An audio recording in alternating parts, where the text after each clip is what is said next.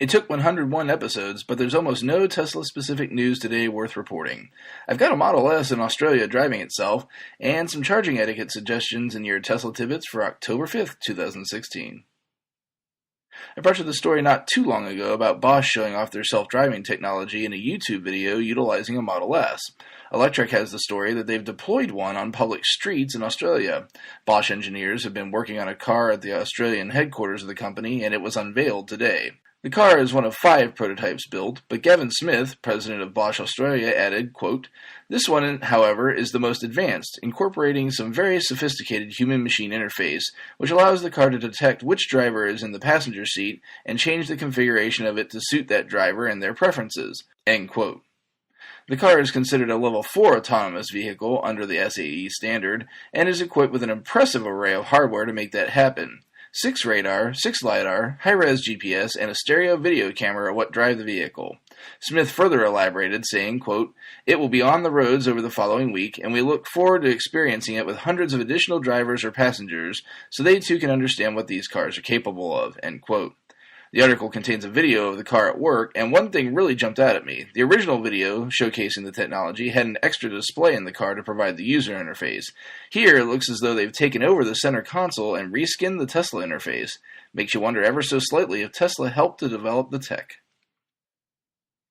Lastly today, in the absence of any solid Tesla news, I found an article on greencarreports.com giving some tips on public charging etiquette.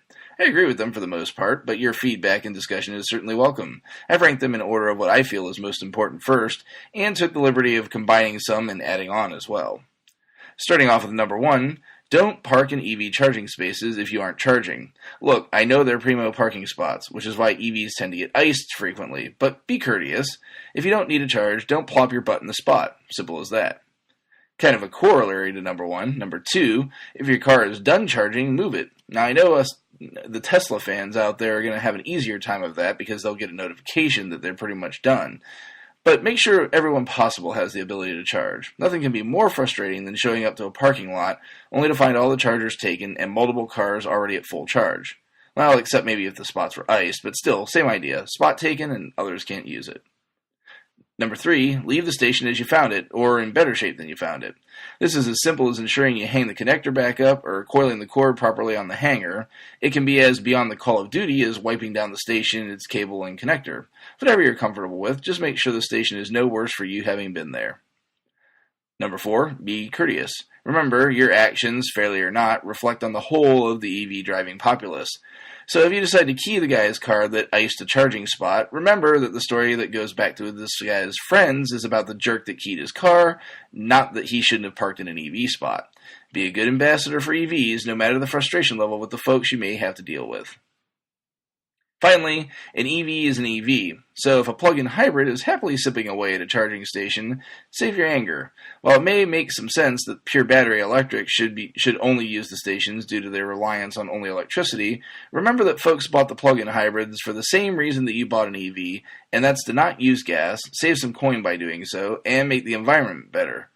While they should obey rule number 2 just as you should, banning them from the charging infrastructure isn't a way to promote the EV future. Again, let me know what you think of the list and what should be added, or if you disagree with some of the items and why. Be sure to check out the links to today's full stories in the show description. If you get some value out of the show, please consider supporting me at patreon.com/Tesla Tidbits. As usual, thanks to my super patron John Waltower for his support. If you have something to buy from Amazon, please consider using my Amazon link in the show description to access the site. It costs you nothing extra, and they'll kick a little something back to the show for your trouble.